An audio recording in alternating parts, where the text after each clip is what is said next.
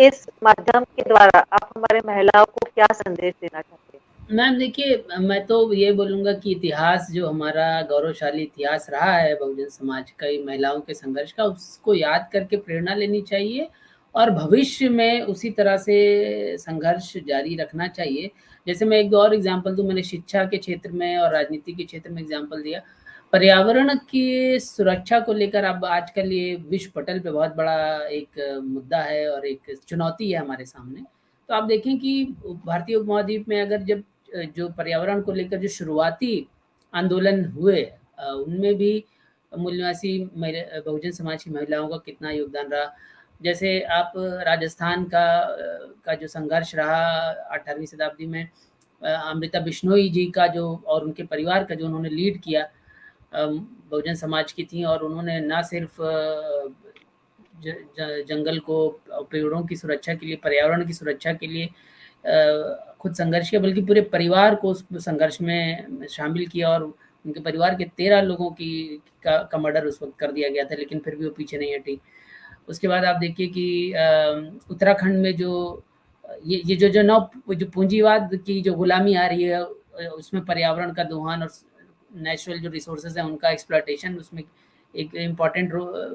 Aspect है। हमें इससे आज़ादी चाहिए कि हमारे पर्यावरण का, हमारे नेचुरल रिसोर्सेज का दोहन कुछ पूंजीपतियों के फ़ायदे के लिए ना हो, बल्कि वो समाज के वेलफेयर के लिए हो और सस्टेनेबल भी हो। तो आप देखें कि उत्तराखंड वाला भी जो संघर्ष था, जिसको चिपको आंदोलन के नाम से जानते हैं, तो वहाँ भी गौरा देवी हो गई और सुदेशा देवी हो गई। इन लोगों का जो पूरा संघर्ष था, वो सामने बाकी नाम इधर-उधर ज़रूर उछाले जाते हैं, लेकिन आप जब उसके देखेंगे कि पूरा जो बैकबोन है उस पूरे चिपको आंदोलन की, ये बहुजन समाज की महिलाएँ थीं। और पुलिस खड़ी हुई है और आर्मी लगी हुई है, लेकिन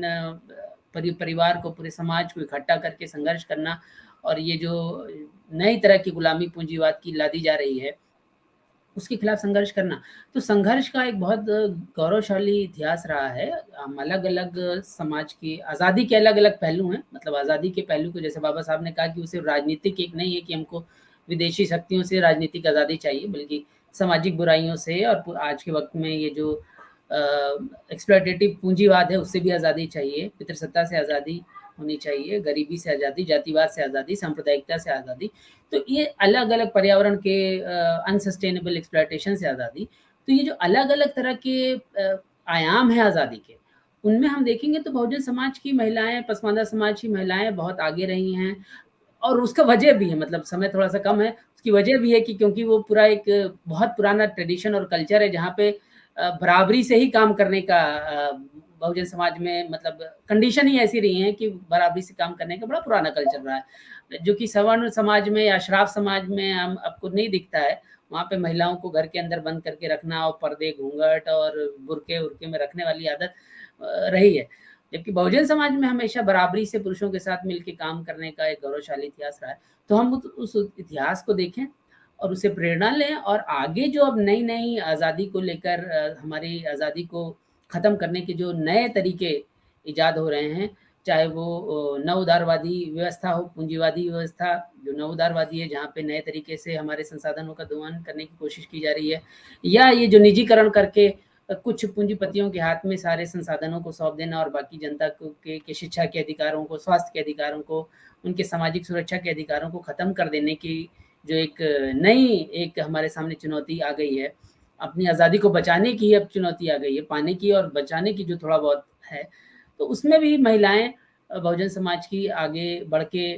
बहुत कंट्रीब्यूट कर सकती हैं और जो सवर्ण मतलब जो पुरुष हैं, बहुजन समाज के भी जो पुरुष हैं, हम लोग हैं, हमें भी ये बात समझनी है कि ये अकेले का कोई संघर्ष नहीं है और हम अपनी तरफ से कम जो बहुजन समाज के भी जो पुरुष हैं, वो इस बात को बढ़-चढ़ कर एक्सेप्ट भी करें और प्रमोट भी करें कि बहुजन समाज की महिलाएँ आगे आएँ और हम उनके पुराने संघर्ष से भी, पास्ट के जो स्ट्रगल रहे हैं उससे और आगे जो वो स्ट्रगल लॉन्च करेंगी, उसमें भी हम उनके साथ बराबरी से चलें और किसी तरह से हम कम से कम सवर्ण जो पुरुष हैं और अशराफ जो पुरुष हैं, उनकी सत्ता की गुलामी और उनकी पितृसत्ता की गुलामी से ज़रा बचें और अपनी महिलाओं को सशक्त होने दें, मजबूत होने दें, क्योंकि ये सिपाही हैं आज़ादी की जो नई चुनौतियाँ हैं, उसमें महिलाएँ हमारी बराबरी की, बल्कि हो सकता है ज़्यादा, कई मायनों में दिखाया है कि ज़्यादा लीड करने की पोज़ीशन में हैं और वो लीड करें महिलाएँ बहुजन समाज की, तो उससे बहुजन समाज का जो आज़ादी का संघर्ष है, वो और मज़बूत होगा। और मैं समझता हूँ कि इसमें बहुजन समाज के, पसमानदा समाज के पुरुषों को भी अपनी अपनी सोच और समझ में अगर कहीं कमियाँ हैं, तो उसको दूर करने की ज़रूरत है। और जो सवर्ण अशराफ समाज के जो पुरुष हैं, उनको तो ख़ैर ये समझना ही है कि जो भी वो नई गुलामियों की नई बेड़ियाँ डाल रहे हैं, वो दूसरों के लिए डालने की ज़रूर कोशिश कर रहे हैं, लेकिन वो उनके गले की का फंदा भी बनने वाला है। तो नई गुलामियों के नई जो इबारतें वो लिख रहे हैं, उससे ज़रा बचें, वरना उस गुलामी के ज़ंजीर उनके गले में भी को भी कसेगी। तो इसलिए महिलाओं को किसी भी तरह से आगे बढ़ने से किसी भी क्षेत्र में रोकने की कोई भी कोशिश ना की जाए, किसी भी समाज के किसी भी तबके से।